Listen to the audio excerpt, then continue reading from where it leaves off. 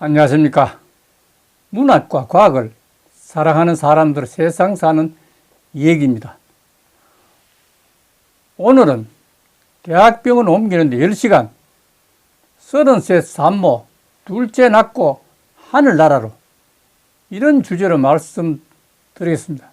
오늘 아침 한국일보 박준석 기자 외 2명의 전담 기자 팀의 생생한 기사를 소개해 드릴까 합니다. 첫째, 산모가 또 죽었다. 둘째, 그 원인은 고위험 임신의 경고라고 했습니다. 셋째 이유는 출산 후 과다출혈, 산모는 갈 곳이 없었다. 넷째, 거기다 병상 부족해 의사 없다고 했다.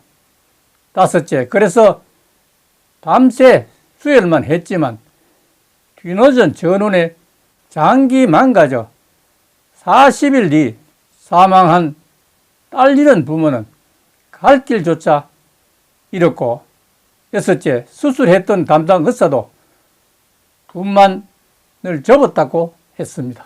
그 결론은 일곱 번째, 산모 응급 상황 대처할 인프라 붕괴 심각했기 때문이라고 했습니다. 지난 11년간 아이를 낳다가 사망한 산모는 389명이라는 엄청난 숫자입니다. 그 이유는 만혼의 노산이 심각하고, 거기다 시험관 아기의 식습관의 변화로 고위험 임신 비중은 늘어나고 있지만 분만 인프라는 무너지고 있기 때문이라고 했습니다.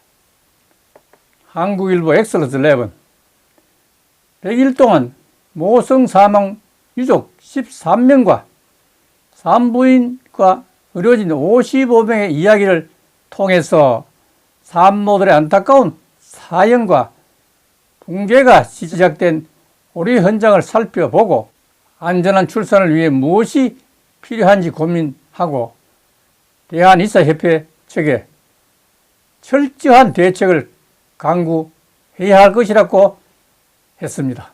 가족이 할 수 있는 것이라고는 아무것도 없습니다. 선화 데리고 옵시다 라는 말 한마디가 전부였습니다.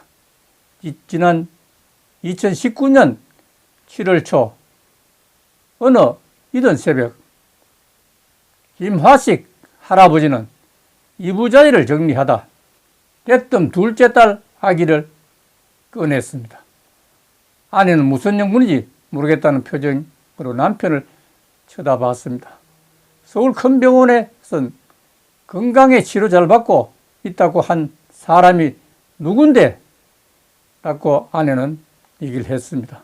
그러자 김하석 할아버지는 곁에서 고온히 자고 있는 5살 손녀를 물끄러미 바라보면서 아내에게 입을 열었습니다. 놀라지 말고 들어. 어젯밤 사위한테서 밤 12시쯤 니한테 전화가 왔다. 전화기 너머로 울먹이는 목소리가 들렸다. 아버님, 전화가 안 될 것 같아요. 청청병기 같은 소리였습니다. 김하석 할아버지도 간이식 수술만 잘 끝나면 딸이 일상으로 돌아올 것으로 믿었습니다. 집사람을 깨우려는 찰나 한밤중 이 소식을 전했다간 아내가 까무릴지도 모른다는 생각이 들었습니다. 소녀는 이걸 어쩔 건가? 5살 아이에게 엄마의 임종을 보여줄 수도 없습니다. 김하석 할아버지는 사위한테 손녀 좀 첫째한테 맡기고 아침 일찍 올라가겠다고 했습니다. 그리고 밤새 숨죽여 울었습니다. 서울 아산병원은 전남 영광에서 300km 떨어져 있었습니다. 올라가는 내내 아내는 5일과 실신을 거듭했습니다. 운전대를 부여잡은 김하석 할아버지는 눈물을 참으며 입을 꽉 깨물었습니다. 나까지 무너지지 말자. 아산병원 중환자실엔 머리에 붕대가 감긴 딸이 누워 있었습니다. 5회 전 뇌출혈 수술을 받은 흔적이었습니다.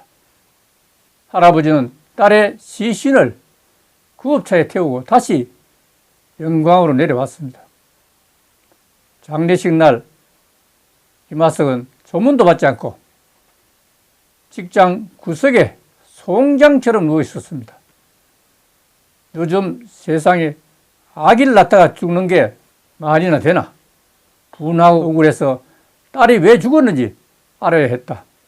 낯선 얼굴의 두 사람의 조문이 명함에 영광종합병원 간호부장, 또 한 사람은 사무국장이라고 적혀 있습니다. 40여 일쯤 딸이 분만 후 의식을 잃은 그날 병원 수술 앞에서 만났던 서울 사람 같은 힘얼건 얼굴의 산부인과 의사가 떠올랐습니다. 곰곰이 생각해보니 딸이 이렇게 된 게 그놈 때문인 것 같았습니다. 장례를 마치자마자 영광종합병원으로 달려가 딸이 남기고 간 마지막 핏덩이 손자를 데리고 왔습니다. 주변에서는 병원을 상대로 싸우는 건 계란을 바위치기와 같다고 말했습니다. 그렇지만 김하석 할아버지는 이미 결심을 굳혔습니다. 추워 한마디 한 후 의식을 잃은 딸의 말이 마지막이 될 줄이야. 인명이 제천한 말이 있지만 이건 제천이 아니라 한국의 오리진의 문제라는 생각을 지울 수가 없습니다. 이제 남기고 떠난 손자나 돌볼 수밖에 없습니다. 상고로 돌아간 33 산모에게 신의 가호가 충만하기를 기대하면서 마치겠습니다. 감사합니다.